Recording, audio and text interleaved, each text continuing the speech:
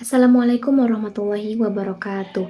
Perkenalkan, nama saya Situ Suatuna Sanah dari kelas 1 KPIA dengan NIM 2341101102033. Di sini saya akan menjelaskan mengenai bab 2 dan bab 4 dari sejarah Islam di Banyumas. Bab 2, Potret Masyarakat Jawa Tengah bagian Barat Selatan Banyumasan Pra-Islam. A. Kehidupan sosial politik. Pembahasan mengenai Banyumas sebelum Islam tidak bisa dipisahkan dari sejarah dua kerajaan besar yang menguasai bumi Jawa, yaitu Kerajaan Majapahit Jawa Timur dan Pajajaran Jawa Barat. Alur Majapahit yang kemudian membentuk Banyumas bisa ditelusuri pada sejarah berdirinya Kadipaten Wirasaba I pada abad ke-15.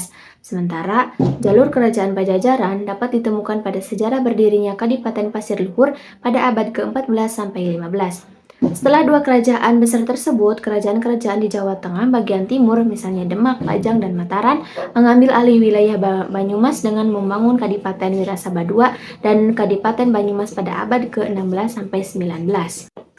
Dengan demikian, Banyumas sebenarnya hanyalah merupakan kota kabupaten yang merupakan bagian dari baik Kerajaan Majapahit, Pajajaran maupun kerajaan-kerajaan di Jawa Tengah bagian timur. Dalam Babad Wirasaba diceritakan mengenai asal-usul Jakakatuhu dan Raden Paguwon, Adipati Wirahudaya yang saat itu menjadi Adipati I di Kadipaten Wirasaba I pada abad ke-15. Pada saat itu, wilayah Kadipaten Wirasaba I merupakan bagian dari wilayah Kerajaan Majapahit II 1429 sampai 1522, tepatnya pada masa pemerintahan Prabu Kertabumi Brawijaya V 1468 sampai 1478. Kadipaten Wirasaba I di bawah pimpinan Adipati Wirahudaya adalah kadipaten yang tentram dan makmur. Bahkan pada saat kepemimpinan Adipati Anom Wirautama, Adipati II, wilayah Kadipaten Wirasaba I mencapai Gunung Sindoro Sumbing dari Sri Prabu Linggawatu. Inilah lahir keempat putra yang salah satu dari keempatnya menjadi bagian dari cerita Pasir Luhur. Keempat putra tersebut yaitu 1. Raden Harya Banyak Catra, 2. Raden Harya Banyak Blabur, 3. Raden Harya Banyak Nampar, dan yang terakhir yaitu Dewi Rena Pamengkas. Dari keempat putra Sri Prabu Linggawatu, sosok Raden Harya Banyak Catra, Lutungka Sarung atau Kamdaka menjadi identitas penting sebagai alat penghubung silsilah Kadipaten Pasir Luhur wilayah Barat Purwokerto dengan kerajaan-kerajaan. Antara abad 1 sampai abad 6 sebenarnya banyak kerajaan-kerajaan yang memakai kata Galuh selain Galuh Purba. Namun jika dilihat dari luasnya wilayah kekuasaan Galuh Purba, sangat mungkin kerajaan-kerajaan tersebut menjadi bagian dari wilayah kerajaan besar Galuh Purba. Kerajaan-kerajaan tersebut adalah 1. Kerajaan Galuh Rahyang berlokasi di Brebes, beribu kota di Medang. 2. Kerajaan Galuh Kalongan berlokasi di Roban, beribu kota di Medang, Pangramesan. 3. Ada Kerajaan Galuh Laleyan berlokasi di Cilacap, beribu kota di Medan. Yang keempat ada Kerajaan Galuh Tanduran berlokasi di Panunjung, beribu kota di Bagolo. 5. Ada Kerajaan Galuh Kumara berlokasi di Tegal, beribu kota di Medang, Kamulian. Yang keenam ada Kerajaan Galuh Pataka berlokasi di Nangga Lacah, beribu kota di Pataka. 7. Ada Kerajaan Galuh Nagara Tengah berlokasi di Cineang, beribu kota di Bojong Lopang. 8. Ada Kerajaan Galuh Imbanegara berlokasi di Barunai, Pabuaran, beribu kota di Imbanegara. 9. Ada Kerajaan Galuh Kalingga berlokasi di Bojong, beribu kota di Karang, Kamulian.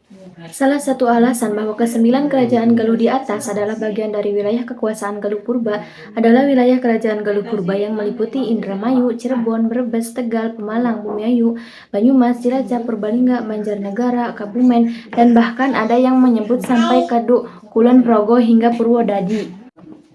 Baik, kehidupan ekonomi masyarakat. Dari sisi kondisi alam, seluruh dataran di Pulau Jawa dikenal dengan kesuburan tanah yang curah hujannya yang tinggi. Faktor alam inilah yang kemudian membuat masyarakat di Pulau Jawa mampu mengembangkan budidaya pertanian lahan basah dengan ekspedisi hasil pertanian yang unik antara satu desa dengan daerah yang lain. Beberapa daerah yang dikelilingi atau diapit oleh beberapa pegunungan vulkanik serta dataran-dataran tinggi yang bahkan cenderung terisolasi dari pengurus sosial politik dunia luar. Pola perekonomian masyarakat Jawa termasuk Banyumas sedikit mengalami perkembangan ketika memasuki abad 4 di mana kerajaan-kerajaan besar di Jawa, Tarumanegara, Mataram, Majapahit, dan Mataram mulai membuka jalur perdagangan dengan negara-negara lain di kawasan Asia seperti India dan Cina.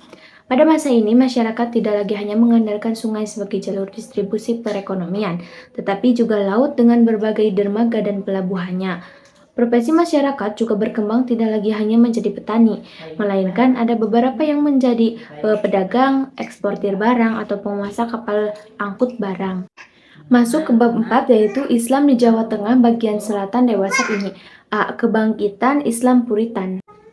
Jika seseorang bertanya tentang Islam, maka berbagai tanggapan langsung bisa diperoleh begitu saja tergantung kepada siapa dia bertanya.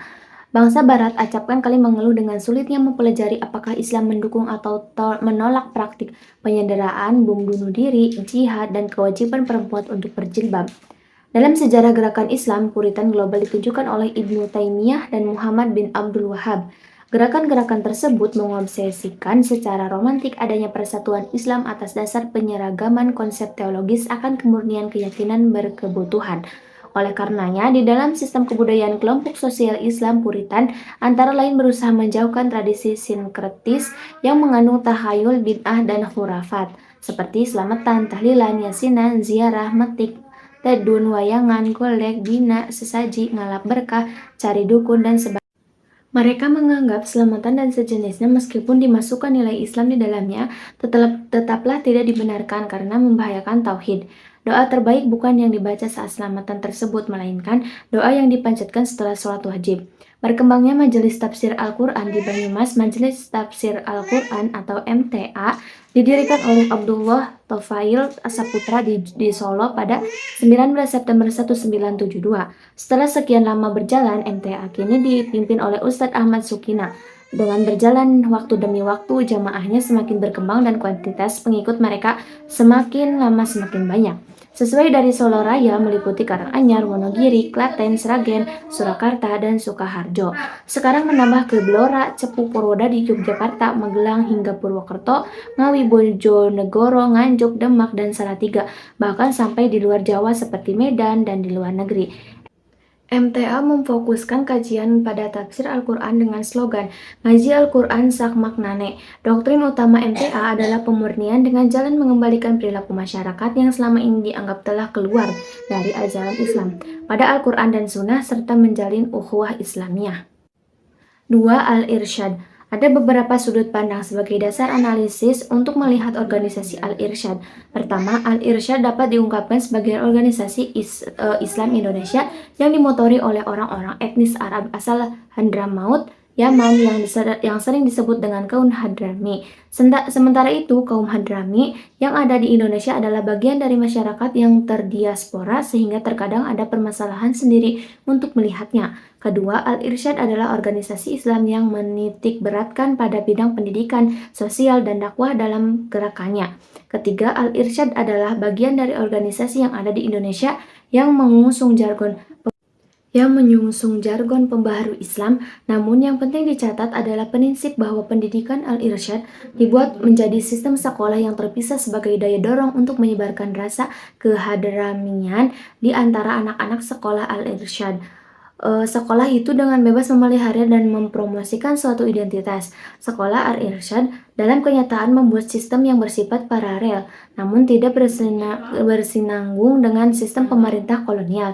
Dalam hal ini, pemerintah siswa tidak bisa saling berpindah antara suatu sekolah Al-Irsyad dengan suatu sekolah pemerintah. Dengan demikian, ketika sistem pemerintah telah menanamkan perasaan kesatuan nasional bagi orang Indonesia, maka sekolah Al-Irsyad menanamkan suatu perasaan keterpisahan. Hal yang terpenting yang ditanamkan sebagai nilai-nilai modern untuk sekolah Al-Irsyad pada siswa-siswanya adalah semangat patriotisme. Walaupun kurikulum sekolah pada dasarnya tidak menyebutkan secara spesifik pengajaran watoniyah, tetapi ada beberapa bukti yang diajarkan kepada para siswa bahwa mencintai tanah air itu Hadramaut menurut kalangan mereka merupakan karakteristik esensial dari manusia modern. B. Tren Islam moderat. NU dalam perkembangannya bekerja sama dengan unsur-unsur nasionalis radikal dan karena itu dapat ikut ambil bagian di dalam pemerintahan setelah tahun 1953. Perkembangan Nahdlatul Ulama di Jawa Tengah bagian selatan. Perkembangan Muhammadiyah di Jawa Tengah bagian selatan. C. tren Islam liberal dalam perspektif Islam liberal dalam penafsiran-penafsiran keagamaan boleh jadi adalah produk dari kondisi-kondisi histori tertentu. Karena agar ajaran Islam dapat bersifat sholih likuli zamani wa makan, artinya diperlukan kajian yang bersifat komprehensif.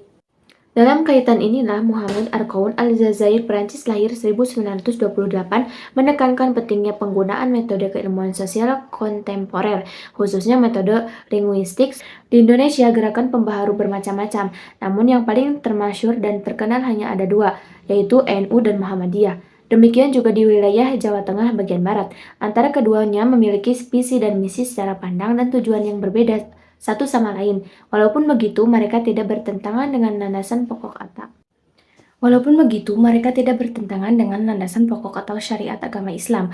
Dengan adanya gerakan pembaruan tersebut, ciri dan kemajemukan Indonesia akan Bhinneka Tunggal Ikanya sungguh terasa di masyarakat dan menjadi pengoreksian atas tafsiran-tafsiran agama Islam dan menjadikan ke depannya lebih baik. Perjalanan sejarah bangsa Indonesia kini telah diwarnai oleh mobilitas sosial yang sangat tinggi. Terjadi akulturasi percampuran budaya dan akulturasi tarik-menarik antar budaya. Perjalanan sejarah bangsa Indonesia kini telah diwarnai oleh mobilitas sosial yang tinggi. Terjadi akulturasi percampuran budaya dan transkulturasi tarik-menarik antar budaya sejalan dengan kemajuan teknologi dan perkembangan ilmu pengetahuan. Perkembangan yang spektakuler adalah pada teknologi komunikasi yang kemudian sangat mempengaruhi pola dakwah di masa kini. Dalam Islam, dikarenakan tipe otoritas ini berada di luar dunia kehidupan rutin dan profan sehari-hari, maka ulama dipandang mempunyai kelebihan-kelebihan luar yang biasa yang membuat kepemimpinannya diakui secara umum. Di samping kelebihan-kelebihan personalnya, otoritas seorang pemuka agama dan hubungan akrabnya dengan anggota masyarakat telah dibentuk oleh kepedulian dan orientasinya pada kepentingan umat beragama. Di samping itu, tokoh agama merupakan sekelompok tertentu dalam masyarakat yang berbeda dengan kebanyakan orang yang tetapi menjadi elemen yang sangat penting di masyarakat.